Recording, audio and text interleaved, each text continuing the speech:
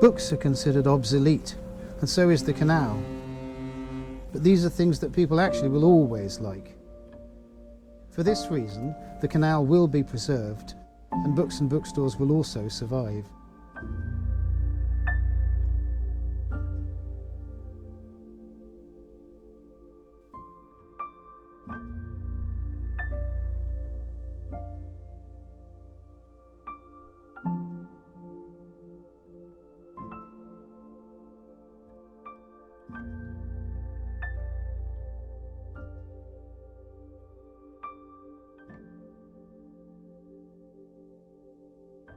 Under the impact of COVID-19, in November 2020, the United Kingdom began a new round of lockdown.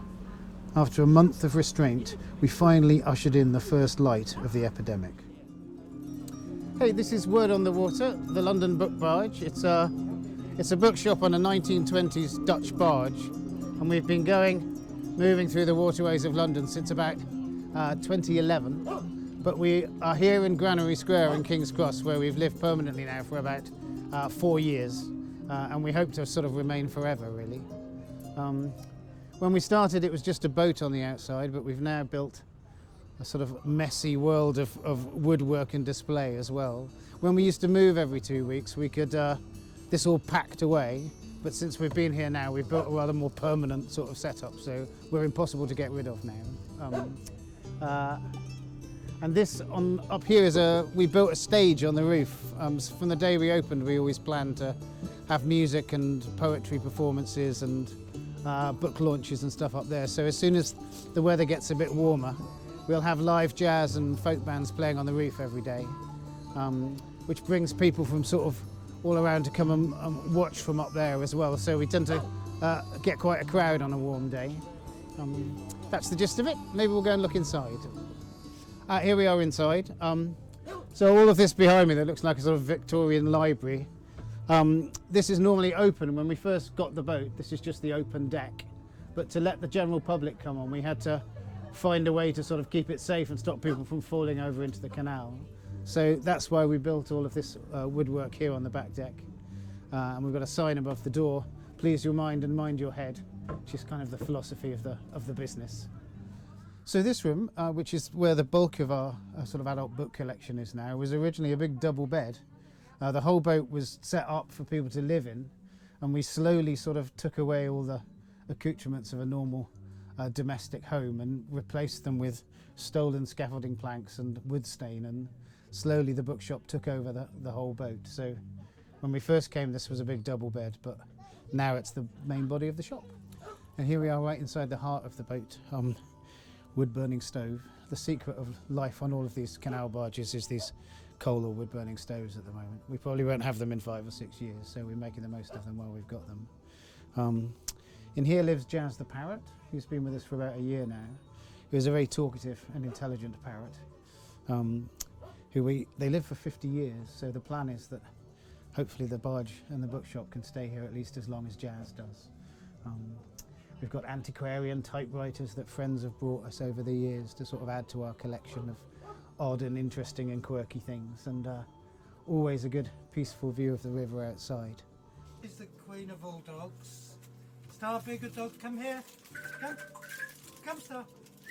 Sit. Give me a paw. Give me another paw.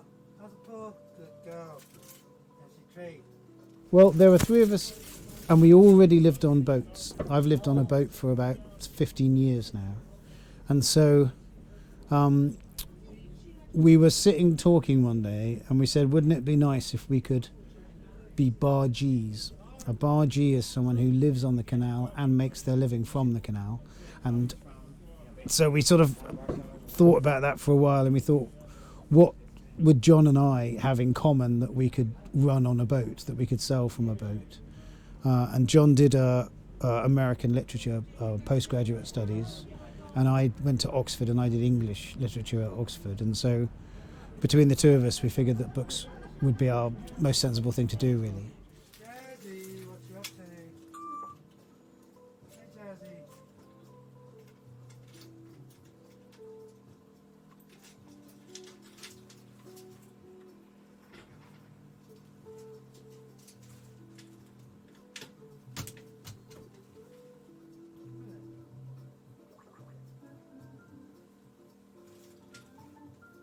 Jazzy. He's a good bird. We wanted to be an English bookshop, an English language bookshop, because in London, if you start trying to have books in all the languages that people speak, because it's London, you'd need 15 different languages, and we don't know how to source those books. So English language we decided early. We also decided we'd quite like to be a literary bookshop, because we're just near the British Library, round the corner from us, and the Guardian newspaper is over there, and we thought it would be good if you came upon us to be in a tradition of sort of English bookshops that went back 500 years.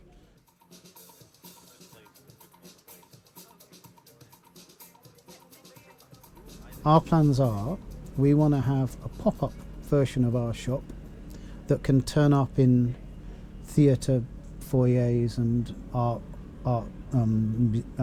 galleries and festivals and things like that around town, and so we can sort of have a occasional business that runs in other places as well. We also are going to start the festival version of our bookshop, because the music festivals will begin in Britain again, maybe this year, certainly next year. And so we're going to have a version of this bookshop that moves from festival to festival in the summer months, selling books at festivals, which will enable us to go to music festivals too. And because we have a stage on the roof of our shop with jazz music and folk music in the summer, similarly we'll have a music stage that goes around the festivals as well. So we'll be a sort of book selling and music venue at festivals. And we're also, the biggest dream is that we're going to put a second boat next door, another Dutch barge, and that will be a coffee shop and a venue for talks and book launches and cultural events of various sorts, meditation classes and complementary therapy groups and things. And that's because we want to start a salon. We want to have a cultural life, because the final direction we want the bookshop to go in is that we become a publisher, and that word on the water books start coming out. And that's probably in about 3 years' time if it works. So the idea is festival business, a venue next door and a coffee shop attached to the bookshop, and a pop-up business, and then in 3 years' time start our own publishing company.